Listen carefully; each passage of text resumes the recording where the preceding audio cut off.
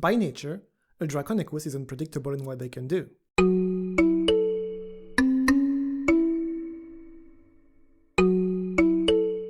Let's start with this. Draconequus. D-R-A-C-O-N-E-Q-U-U-S. Draconequus.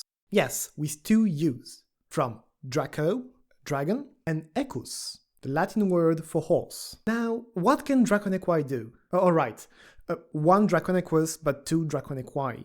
So D-R-A. Like half the playable races in Tails of Equestria, the Draconequus has wings. But the fun part of playing a Draconequus is the control of chaos. In any role-playing game, talents and skills require dice, but we're talking about being of pure chaos. So that talent also uses playing cards. A 52-card deck, to be precise, where each rank is a different effect, and each suit is a different target. At the beginning of each session, the Draconequus rolls their chaos control dice and draws as many cards. And for the whole session, they can only play these cards and no other. You can spend a friendship token to draw another card, but be careful. There might be some strings attached to that offer. When you play a card, its effect comes into play and stays until you play another card, or until the game master makes it stop. But what does each card do?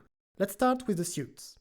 The suit of the card decides the target. Hearts can only target an ally. Spades can only target an enemy in a scuffle, or anyone who isn't an ally outside of it. For clubs, the target is decided by the Game Master, or at random if the Game Master decides it. And with diamonds, you decide. The Game Master can always ask the Draconequus to change their target, and you have to select a target that's in your line of sight. Now with the ranks. There are 13 different ranks, so 13 different effects.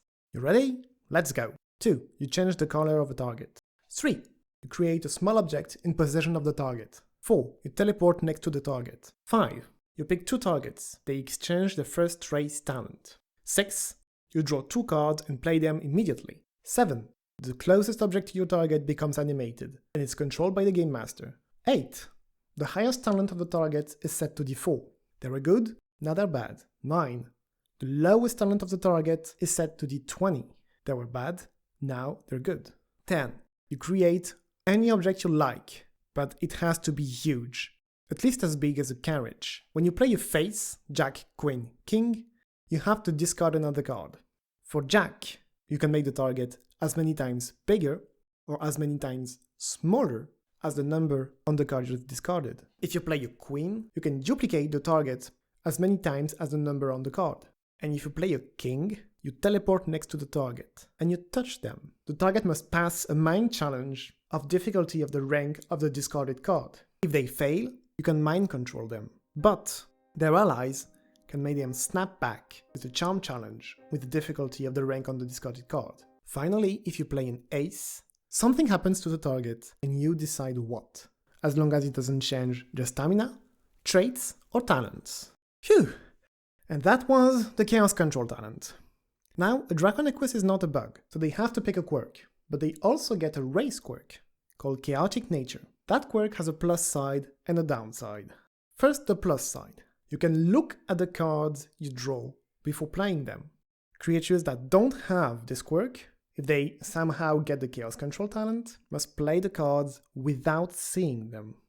But of course, if there is no downside, it's not a quirk. A Draconequus doesn't only control chaos.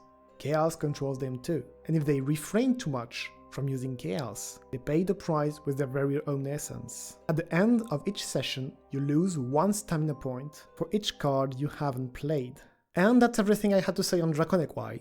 Good. What?